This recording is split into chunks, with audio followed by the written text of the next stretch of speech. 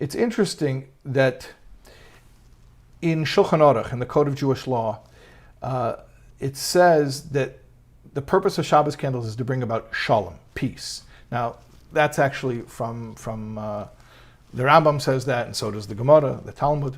But the wording in the Alter Rebbe Shulchan Aruch, the Shulchan Aruch HaRav, is, and that's in Reish Samach Gimel, chapter 263, halacha, the first halacha, that you light the Shabbos candles, shelo yekashel be'etz ube'evan.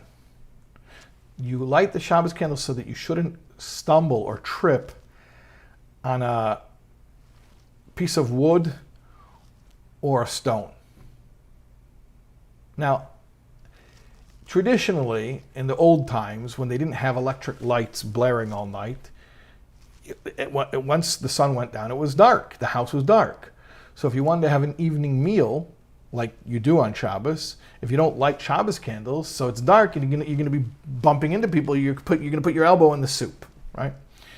So you light the Shabbos candles so you don't bump into wood and stone. Shelo yekashel be'etz ube'evan.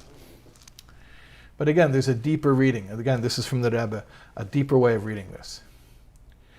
Eitz and Evan, wood and stone, are symbolic of idol worship. There's a verse, one of the Haftorahs that we read during the 3 weeks, where the prophet is decrying how the Jewish people have fallen into idol worship. And they say, the Jewish people say, la'etz avi ato. They say to a piece of wood, an idol of wood, you are my father. V'la Evan, and they say to the stone, at yiladatanu, you gave birth to us.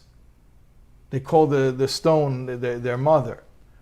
Now, obviously, no one literally believes a piece of wood is their father and their mother is a stone.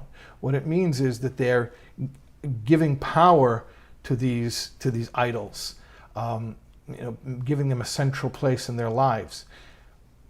How do we relate to this in our day and age? We don't have actual idols, or do we?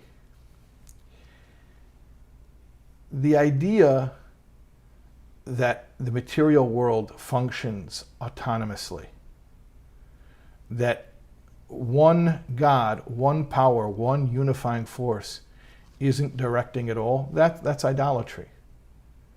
So when we live a fragmented life, where we actually believe that, let's say, our material prosperity is in the hands of the stock market or of the politicians or of whatever we want to believe, whatever non-godly power, whatever human power, that's a form of idol worship.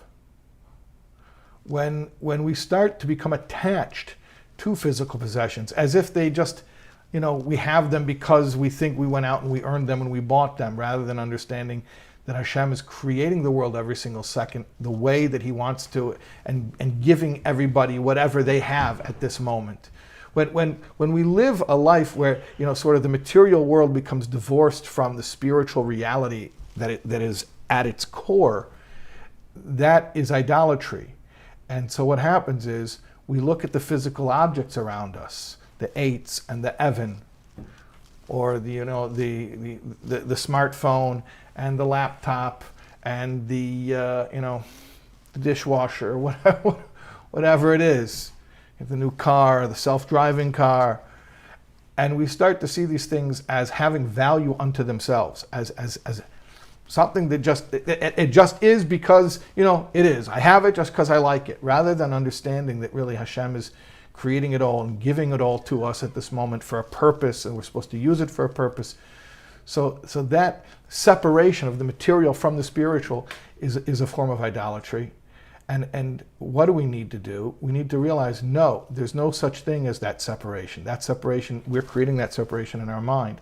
Really, everything we have exists for one purpose. It's all to serve the one. That idea that it's all to serve the one is called shalom, is called peace.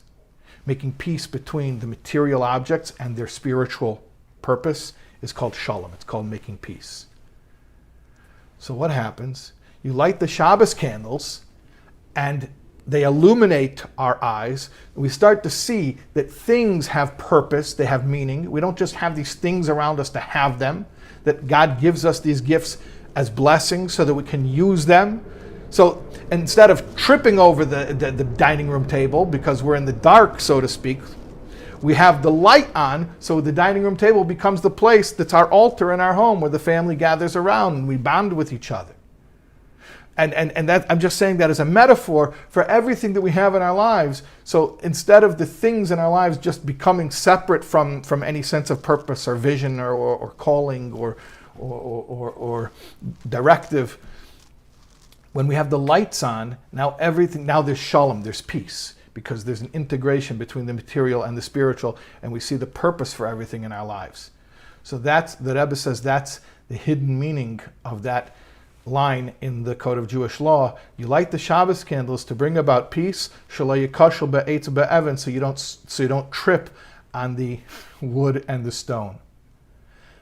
The peace means you see that the material and the spiritual have to come together to serve a single purpose, and now you won't stumble, meaning you won't make a mistake on the wood and the stone.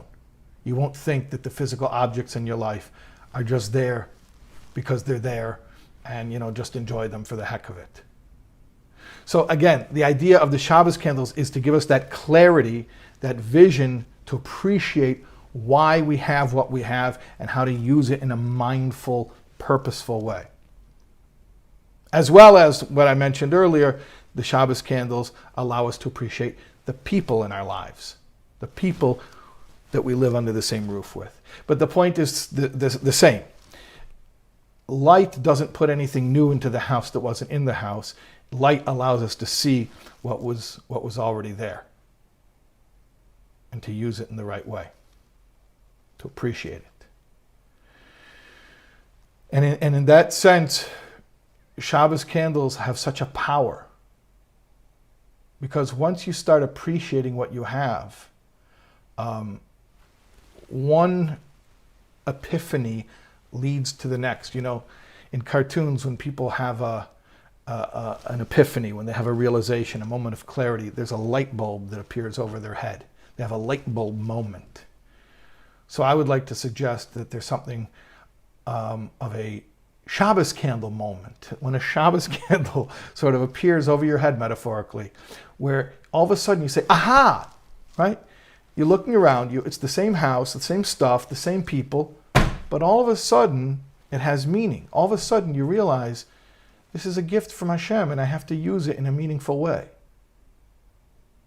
That's what Shabbos candles do for us. And in that sense, it's life-changing. It's absolutely life-changing.